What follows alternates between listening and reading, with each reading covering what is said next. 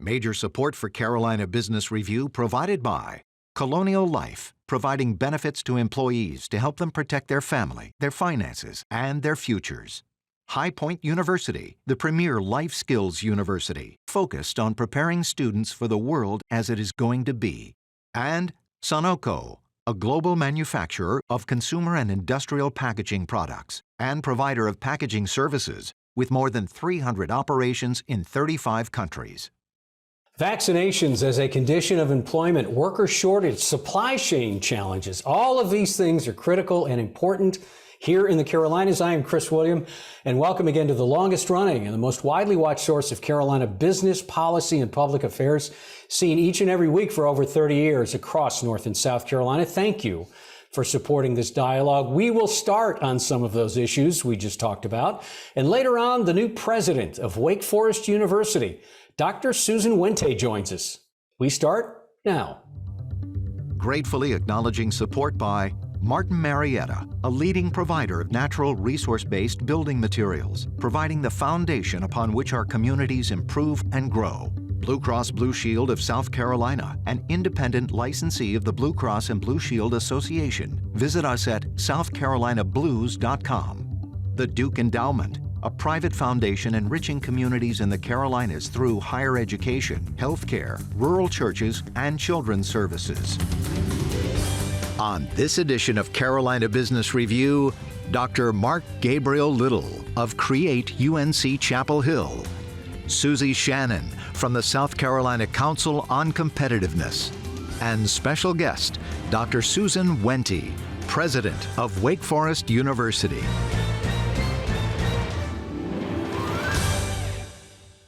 Happy holidays. Welcome to our program. We're glad to have Dr. Mark Gabriel Little and Susie Shannon back on the program. Welcome to you both. Happy holidays. You look happy, you look healthy, and shopping is done, right? Well, you two are speechless? That's kind of surprising. Susie, I'm going to start with you. You know, a lot of talk about, and certainly in South Carolina because of the port, and of course, Jim Newsom's not been shy about this, but the whole idea of the supply chain crisis. An economist on this program said, we're looking at this wrong. It's not a supply chain crisis, it's a demand crisis. And that does change the dynamic here, doesn't it? Yeah, I think we could definitely look at it that way. I mean, we certainly see the supply chain is still swinging. I mean, we've spent the last, what are we, up to 18 months or so, with a little bit of the downslide in getting things moved across our strategic freight corridors, while at the same time we've been ordering stuff. And you mentioned about the holiday shopping, and actually remember we were supposed to be ordering it back in July. I don't know about you guys, but I've ordered a number of things over the last 30 days, and they've projected that I would receive it, 2 weeks out, 3 weeks out, 6 weeks out, and then it almost shows up 3 days later when I'm traveling out of town naturally. Yeah. So I think we're still seeing a bit of swinging within that supply chain. And although we're already affected by some widespread supply chain issues and seeing a little bit of disruption and maybe a little bit of uncertainty ahead, I think we're actually beginning to see some acceleration in technology advancement that probably would have happened anyway, but now we're seeing exponentially moving along thanks to some of those supply chain pinches. So I think in some respects, that's a great opportunity to make some technological breakthroughs along the way. Mark, is this about pushing it, in other words, supplying it, or is this about pulling it in demand? Is it more of a demand?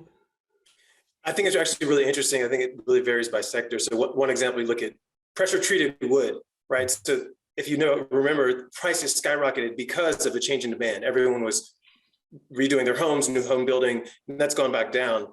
Flip side, you have chips that go in cars, right? These are mostly imported from overseas. It had nothing to do with demand per se, but rather manufacturing shutting down in Asia, and that's starting to come back. So I think it really just varies by the product and industry, but it's a complicated.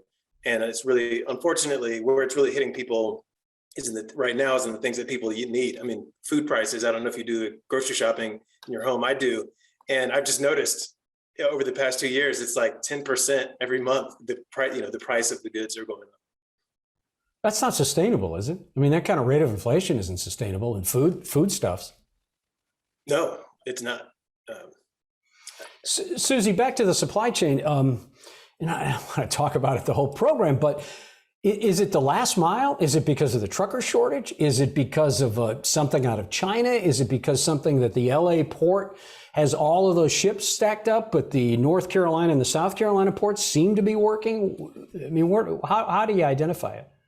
So can I select answer E, since I think you threw out? Yeah, sure. So E it's a cop out, but you can. Well, it's really all the above. I mean, certainly we have seen the trucker shortage is the $1 million, and how we close that has been the $1 million question for years. It's just its share value has gone up. I mean, even just 3 to 4 years ago, the average age was 52.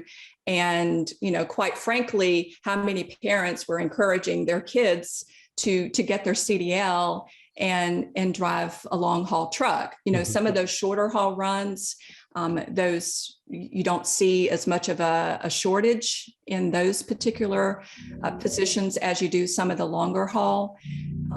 But I also think, again, kind of going back to some of those technology advancements, at least with respect to South Carolina, where we saw the biggest exponential growth over the past few years inside of the logistics sector was around the technology efficiencies of logistics, because we had already predicted several years ago through our DOT plan that we're going to be moving a lot more freight between now and over the next 18 years. And since we're not going to be building, a lot more roads, we're going to be making improvements along the way and then overlaying technology to get the stuff that we make out the door, faster, farther, and more efficiently.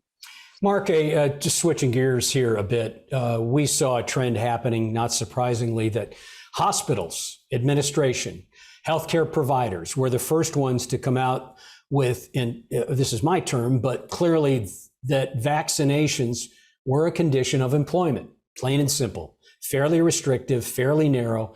Are we seeing more now just general industrial expansion of this idea that vaccinations are becoming a condition of employment?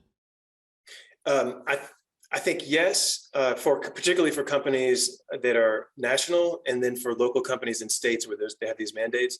It's been interesting to see some businesses that are technically contractors to the federal government work through the process of trying to figure out, are they now required by federal law? And in some senses, in cases they are. And so it's a little complicated there. And so generally speaking, yes, I mean, here at UNC-Chapel Hill, we've moved to that place now. And I think what will be, I don't know if interesting is the right word, but to see what happens in next year when we start having to fire people, right? Because if you have a mandate, that means that if you don't comply, then you're going to get fired. And so that aspect of all this, I think, will be interesting. I know in New York State, for example, they've delayed some of those things particularly for folks in healthcare and I think policing that would have to be fired, but they can't delay it forever. So that's kind of what I'm looking for, to see when these mandates become real. Are they actually going to start firing nurses and doctors who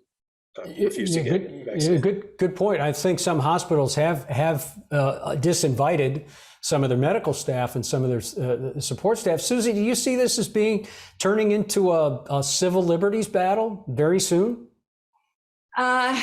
Well, I guess that the hope is that all of this is going to eventually sort of fade away. I'm not sure that we're going to see that anytime soon. Obviously, I think what we're seeing with general employers, not just the hospital providers, they do sit sort of in a unique position.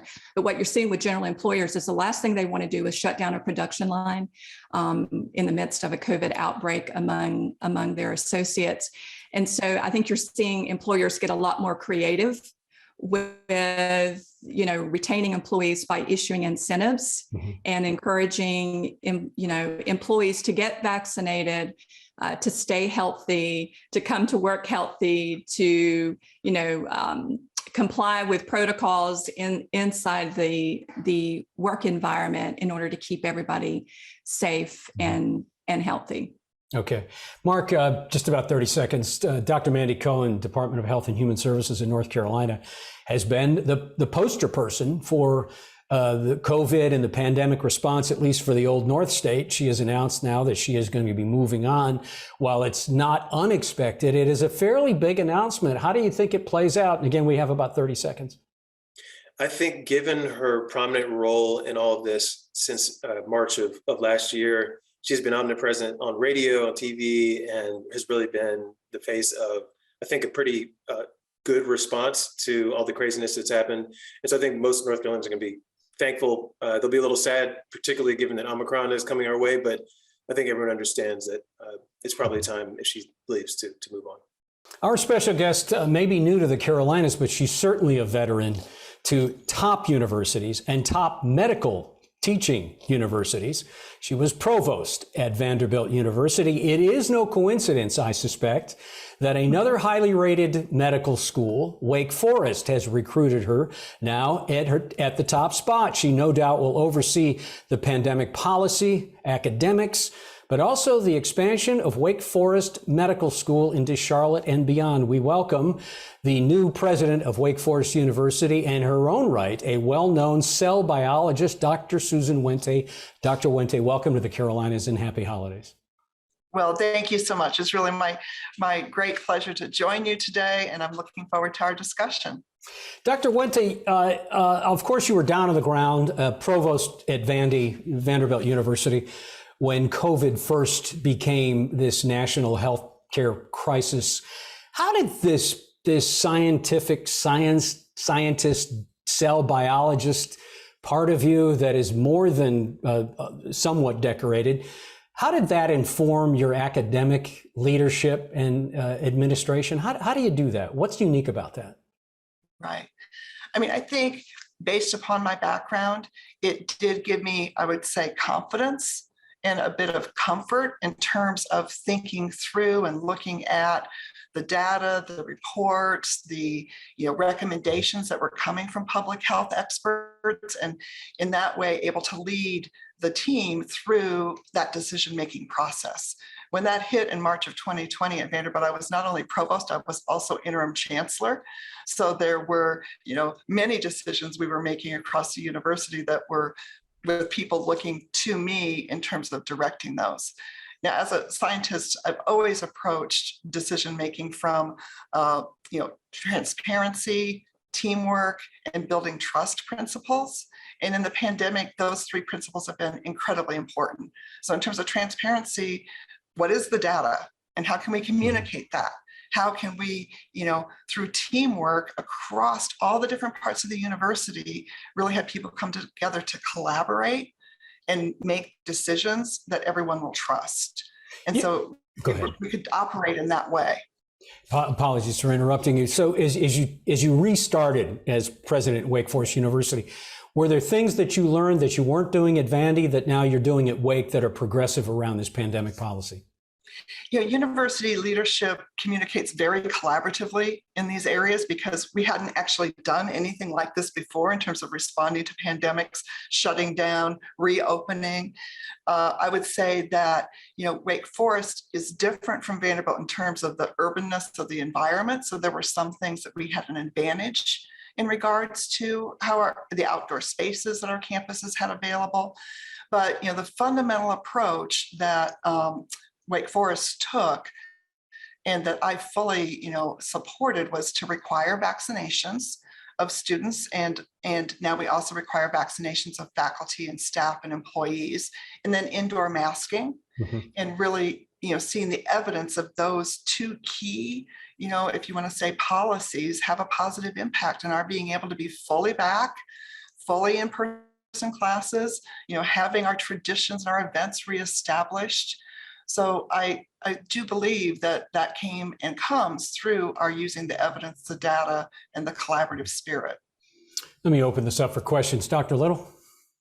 Yeah, so I changed tracks just a little bit here. As you well know, kind of the deep history of elite higher education really wasn't much about ending inequality. It was really about training the elite of society. And so I was wondering, what is your vision and Wake Forest's vision about the role of Wake Forest and universities like it in trying to do something about inequality? Well, I think we play a very special role in terms of diversity, equity, and inclusion efforts. Universities are looked at to provide solutions to pressing problems facing society. And we should be, if you want to say, a thought partner in terms of really addressing those issues. I know Wake Forest has taken that very seriously. It was something that impressed me. It has a complex history, and over the past 5 or more years, what I've termed a real reckoning with that past to help inform the present and the future is that, really acknowledging the past, the narrative, and rewriting that narrative. Now, a key part of, how we think about our campus communities is how we create access, how we create opportunity, how we really offer students that chance to find their passions, and that's for all students, and that they come to a campus community where they feel included, where they know they belong and therefore can thrive. And that is a challenge that every university campus is facing, whether it's your campus, a large state university, whether it's a private smaller university campus, whether we're all facing challenges of how to do that.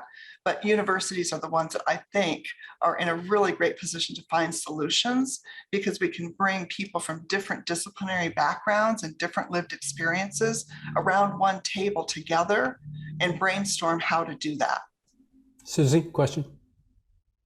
Thank you. So you talked about universities and colleges being the incubators for solutions, right? And we certainly see historically universities as incubators and hubs for innovation around policy, R&D, particularly within faculty and the research centers deposited within the universities. And now I think we're beginning to see across occupations and industry areas, innovation, data analytics. How do we visualize data? How do we organize data? So it's not just getting it in your graduate statistical analysis class, for instance. It's almost like you've got to start at the freshman level. So now that we know innovation seems to overlay, all fields of industry and occupations, how do we teach innovation, right? So when the graduates get out, they're carrying some of that competency with them to the job. Right. Well, in terms of teaching innovation or inspiring creativity, I think there are multiple different approaches. And on a university campus, that doesn't just happen in the classroom. That's like why we like to think about it as the entire living learning experience. And so what are opportunities outside the classroom that help complement that learning and allow that learning to be actually acted on in real life situations? So we're passionate about experiential opportunities, or even this week I went and toured our Waker Space, which is Wake Forest's term for makerspace. And it's filled with students from all different majors using, 3D printers, using all the different tools and approaches, including different, data and computer programming based approaches to address problems in education, to address problems in, business problems, across the spectrum of majors. So it's not exclusive, as you might think such a space might be to just engineers. So that's just one example of how we have a real opportunity on a university campus to provide a real living learning experience across both in the classroom and outside the classroom to allow students to be prepared for whatever their future careers might offer. And that's why you often hear that term lifelong learning. We also need to be inspiring our students to be lifelong learners, because unlike generations prior, they're going to change careers probably multiple times. And how can we be a resource for them to come back to in terms of their further learning or their further experience gaining that they may need to do? That in part was one of the rationales for launching the School for Professional Studies. in that it will be offering opportunities for adult learners, including many of our graduates, we hope, to continue to add to their skill sets, to continue to build upon their educational experiences as their economy changes, as job changes, as whatever challenges or opportunities they might face. President Wente, let's talk about the cost of college education. Not a new issue with college presidents, I'm sure. The average in-state tuition for public schools is about $27,000. The average private school is about $56,000 per annum. And the idea that the rate of inflation at schools has been much greater than the rate of inflation core CPI, and maybe that's changing now given what's gone on with core CPI. But the idea here is, when do we hit a tipping point on students, student loans, the affordability, and how, and forgive me, I don't want you to feel like you've got to defend anything, but maybe explain, how do we not make sure that even the elite schools like Wake don't end up being just elite clubs, because you have to be more than affluent to get into them. And so how do you make sure it's not just standardized, but it's accessible for even the kids and the students that don't have the wherewithal to get into all these programs that you just talked about? Right. So I think I'll divide that into kind of two-part answer. First, I think it really is the responsibility of colleges and universities to demonstrate the value of a college degree and the college experience. So in terms of, as I was just referring to, not just the classroom experience, but the out-of-classroom experience, we have to demonstrate that value and how it positions them for further success. Second, we have to be committed to increasing access, as you said, for low and moderate income students. And how do we do that? There are many different approaches. The fundamental one that most universities have taken is in terms of need-based aid, and how can we increase the amount of need-based aid specifically for those students to give them access. And Wake Forest, that's a key priority. It's also one of my priorities as the new president. And we have raised hundreds of millions of dollars to increase the amount of need-based aid. So that is something which is not reflected in the sticker prices. And it's something that also requires communication to those students. I think reaching students who are from underrepresented areas or in different socioeconomic parts of our communities, really reaching them with that message that yes, they can come here and get support. They can come here and be successful, that we're devoted to creating an environment where they can thrive.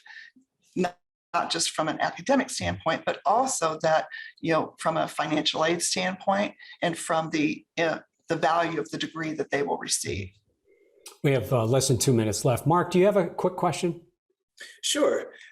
You mentioned the need to kind of demonstrate the value of the education for the purpose. I was wondering, I know you haven't been in Winston-Salem all that long, but I want to, have you had any opportunity to think about the role of the university vis-a-vis Winston-Salem and the Triad area and that relationship?